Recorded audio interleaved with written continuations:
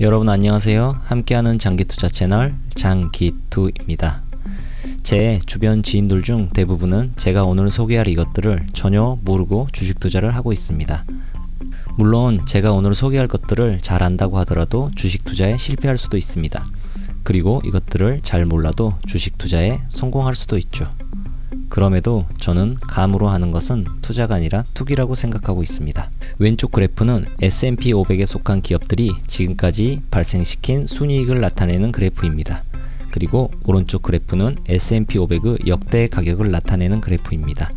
보시다시피 굴곡은 있었지만 꾸준히 우상향했다는 것을 보실 수 있습니다. 하지만 이 과정에서 돈을 번 투자자들은 그리 많지 않습니다.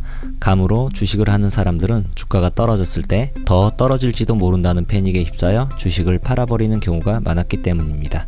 하지만 여기서 자신만의 투자 기준을 세우고 굳건한 믿음을 갖게 되었다면 하락장이 왔을 때 주식을 팔지 않고 오히려 추가 매수 기회로 삼았을 것입니다.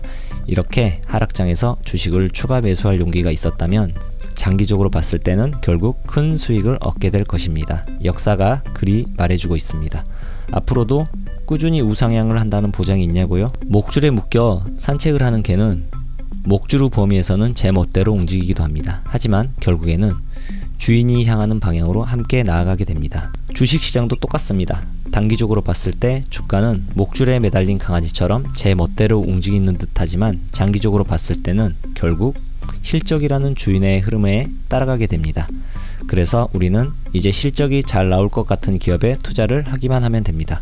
주가가 오를 기업을 찾는 것은 어렵지만 실적이 잘 나올 기업을 찾는 것은 그리 어렵지 않습니다. 물론 대세 하락기에는 실적과 관계없이 어느 기업이든지 주가는 곤두박질을 치게 됩니다. 하지만 목줄에 묶여 산책을 하는 강아지는 결국에는 주인이 가는 목적지로 향하게 된다는 사실을 기억하세요.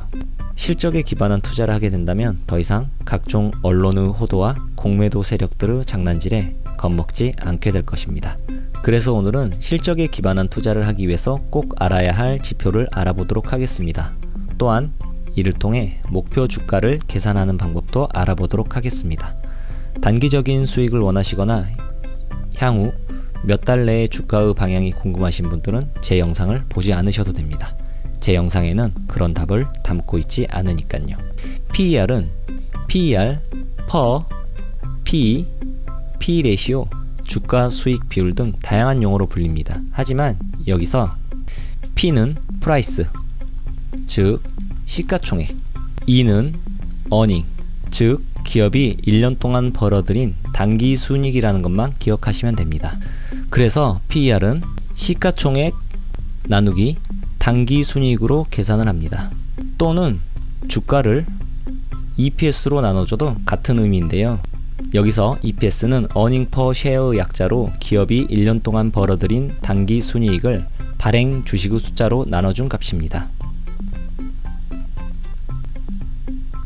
따라서 EPS란 한 주가 벌어들인 순수익이라 생각을 하시면 되겠습니다. 그렇기 때문에 PER은 현재의 주가가 한 주당 벌어들이는 수익에 비해서 몇 배의 프리미엄이 붙어서 거래되는지를 나타내는 지표입니다. PSR도 PER과 마찬가지로 PSR, PS, PS 레시오, 주가 매출 비율 등 다양한 용어로 불립니다.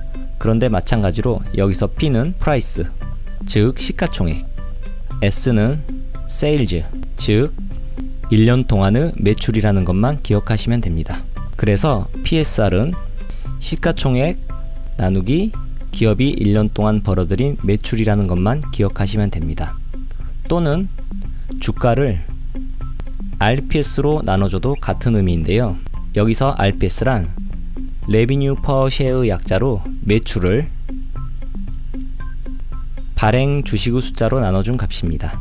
따라서 RPS란 한 주가 벌어들이는 매출이라고 생각하시면 되겠습니다. 그렇기 때문에 PSR은 현재의 주가가 한 주당 벌어들이는 매출에 비해서 몇 배의 프리미엄이 붙어서 거래되는지를 나타내는 지표입니다. 그러면 PER이나 PSR이 높으면 주가에 프리미엄이 많이 붙었으니 고평가되어서 안 좋은 주식이고 낮으면 저평가되어서 좋은 것일까요? 꼭 그렇진 않습니다. 강남에 새 아파트를 분양할 때는 프리미엄이 붙어도 허허벌판 지방 구석지에 짓는 전원주택에는 프리미엄이 잘 붙지 않으니까요. 여러분은 투자형으로 프리미엄이 많이 붙은 강남 아파트를 사시겠습니까? 마이너스 P가 붙은 지방의 전원주택을 사시겠습니까? 물론 그렇다고 해서 높은 PER이 꼭 좋다는 뜻은 아닙니다.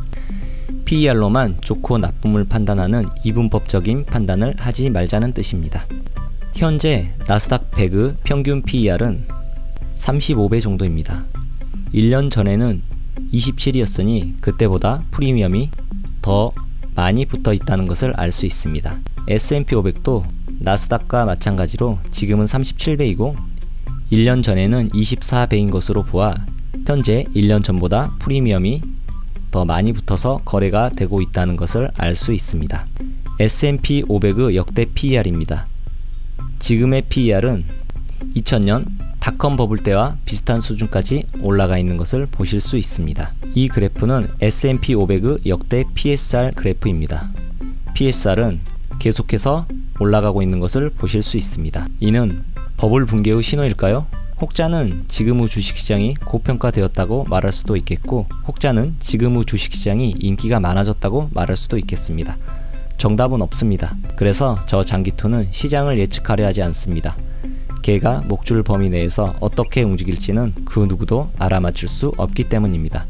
그래서 저는 그저 기업의 실적만을 바라보고 주식 투자를 할 뿐입니다. 그래서 기업의 미래 실적과 관련된 중요한 지표인 PEGR에 대해서도 한번 알아보고 가겠습니다. PEGR은 현재의 PER을 미래의 3년에서 5년 동안에 예상되는 연평균 수익 성장률로 나누어준 값을 말합니다. 예를 들어 보겠습니다. 현재 PER이 60배인 기업이 있다고 해보겠습니다. 그런데 저 장기투는 높은 PER에 투자가 망설여집니다. 그런데 이 기업의 예상 연평균 수익 성장률은 40%로 PER을 연평균 성장률로 나누었더니 1.5라는 PEGR이 나와서 기꺼이 투자를 하기로 결정을 했습니다. 이를 해석해 보도록 하겠습니다. 현재 이 기업이 1년 동안 벌어들인 순수익은 100억 원입니다. 그런데 60배의 프리미엄이 붙어서 6천억 원의 시가총액으로 현재 거래가 되고 있습니다. 그런데 이 회사의 연평균 성장률이 40%로 예상되기에 5년 후 순수익은 537억 원으로 예상되고 있습니다.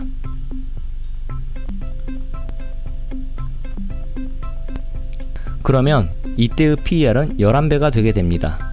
6천 나누기 537은 약 11이니까요. 지금의 프리미엄이 60배인데 성장성이 확 꺾이지 않는 이상 5년 후 프리미엄이 11배로 떨어져 거래가 될 가능성은 낮습니다. 이때 5년 후에 PER이 30으로만 형성이 되어도 이 주식의 가격은 3배가 된다는 말입니다. 이런 이유로 저 장기투는 이 기업에 기꺼이 투자를 하기로 한 것입니다. 이렇게 PEGR이 1.5 이하로 떨어진 경우는 지금의 PER이 높아도 미래의 성장성을 보고 투자를 할 만한 가치가 있는 것입니다. 전설적인 투자자 피터 린치는 이 PEGR 지표 하나만으로 투자를 결정할 정도로 PEGR 지표를 신뢰했다고 합니다. 저 장기투 역시 마찬가지입니다. 다른 것은 다 모르겠으면 PEGR이 1.5 이하인 기업에만 투자를 하세요 라고 피터 린치가 말했다고 하네요. 이 표는 미국에 상장된 기업을 시가총액 순서로 정리한 것인데 이제 실전으로 들어가 보겠습니다. 애플의 현재 PER이 28배이고 포워드 PER은 23배로 예상되고 있습니다. 이때 FWD라고 써져 있는 PER은 향후 12개월의 예상 실적으로 구한 PER 수치입니다. 따라서 포워드 PER이 지금 현재의 PER보다 낮다는 말은 향후 12개월의 예상 실적이 좋아지겠다는 말입니다. 28 나누기 23은 1.21이므로 21% 순수익 증가가 있겠다고 예상할 수 있겠습니다. 그리고 애플의 PEGR은 1.59입니다. 28 나누기 1.59를 하면 17이 나오기 때문에 애플의 향후 5년 정도 연평균 순수익 성장률은 17% 정도라고 예상할 수 있겠습니다. 여러분은 애플의 성장성이 꺾일 것 같나요? 그것이 아니라면 애플 주식을 사지 않을 이유가 없는 것입니다. 물론 따따블로 수익을 얻고 싶은 분들은 제외하고요. 이런 식으로 PER, PSR, PEGR을 이용해서 기업을 분석해 보시길 바랍니다. 복잡하고 공부하기 싫다고요? 그럼 지금처럼 계속 감으로 투자를 하시기 바랍니다. 아니, 지금처럼 계속 투기를 하시기 바랍니다. PER과 PSR을 조금 더 응용해 보도록 하겠습니다. PER은 주가 나누기 EPS라고 했습니다. 따라서 주가는 PER 곱하기 EPS라는 공식이 성립하게 됩니다. 따라서 예상 EPS를 알고 미래의 적정 프리미엄인 PER을 예측해 본다면 예상 주가를 계산해 볼 수 있게 됩니다. 만약에 성장주라면 아직은 수익이 창출되지 않기 때문에 PER 멀티플로 예상 주가를 계산할 수 없습니다. 따라서 PER을 대신해서 PSR 멀티플로 예상 주가를 계산해 볼 수 있겠습니다. PSR은 주가 나누기 RPS라고 했습니다. 따라서 주가는 PSR 곱하기 RPS라는 공식이 성립하게 됩니다. 이 역시 RPS를 예상해보고 미래의 예상 프리미엄인 PSR을 예측해 본다면 예상 주가를 계산해 볼 수 있는 것입니다. 아마존으로 예를 들어 보겠습니다. 이 자료는 아마존의 예상 EPS 자료입니다. 참고로 이 예상치는 월스트리트 애널리스트들의 평균 예상치입니다. 이 예상치는 기업에서 발표하는 예상치인 가이던스를 그대로 반복하는 경우가 대부분이고, 기업이 잘 나가면 예상치를 올리고 기업이 어려워지면 예상치를 낮추는 그런 고무줄 예상치입니다. 따라서 맹신하는 것은 안 되겠지만 투자를 하는데 하나의 기준은 될 수 있겠습니다. 이 예상 EPS에 미래 시장 참여자들이 아마존에게 부여할 PER을 곱해주면 예상 주가가 나오게 됩니다. 따라서 우리는 이제 향후 시장 참여자들이 아마존에게 부여할 PER을 예측해 보면 되는데, 향후 PER은 과거의 데이터를 통해서 유추해 볼 수 있겠습니다. 과거 아마존의 PER은 110에서 60까지 엎치락 뒤치락 했다는 것을 보실 수 있습니다. 물론 조금 더 과거의 기록을 보면 200이 넘는 프리미엄이 부여됐던 적도 있었습니다. 하지만 저는 이전에 아마존이 받아본 적이 없는 낮은 프리미엄이자 S&P 500의 평균 PER인 37배의 프리미엄을 곱해서 예상 주가를 계산해 보았습니다. 아마존에게 있어서는 최악의 프리미엄이지만 먼 미래를 보면 이런 최악의 프리미엄에도 주가는 결국 오르게 된다는 것을 알 수 있습니다. 아마존의 실적 상승이 최악의 프리미엄도 커버를 해버리는 것이죠. 계속 말씀드립니다. 목줄에 묶여 산책을 하는 강아지는 결국 주인을 따라가게 된다는 것을요. PER 프리미엄을 지금의 수준인 60배로 예상 주가를 계산해 보았습니다. 환상적이지 않나요? 조금 더 희망 회로를 돌려 100배의 프리미엄을 부여한다면 다음과 같은 예상 주가가 나오게 됩니다. 물론 희망사항일 뿐입니다. 이번에는 아마존의 주가를 PSR 멀티플로 예상을 해보겠습니다. 빨간 박스 수치는 예상 매출을 발행 주식수로 나눠준 값인 예상 RPS입니다. EPS와 비슷한 개념인 것이죠. 여기에 미래의 시장 참여자들이 아마존에게 부여할 프리미엄인 예상 PSR을 곱해주면 예상 주가를 계산할 수 있겠습니다.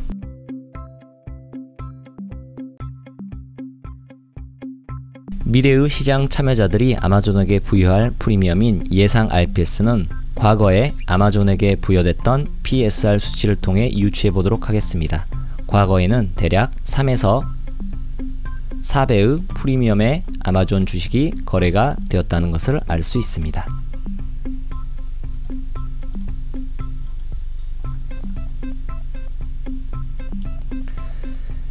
S&P 500의 평균 PSR도 3배 정도이니 3배의 PSR로 예상 주가를 계산해 보았습니다. 예상 주가는 다음과 같습니다. 나쁘지 않은 주가인 것 같습니다.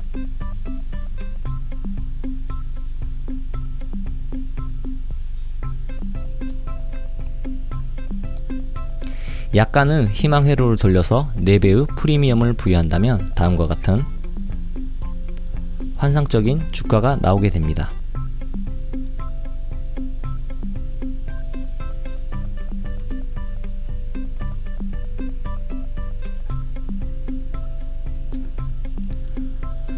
저의 계산법이 결코 정답은 아닙니다. 저는 투자에 있어 하나의 기준을 제시한 것일 뿐이니 판단은 투자자 여러분께 맡기겠습니다.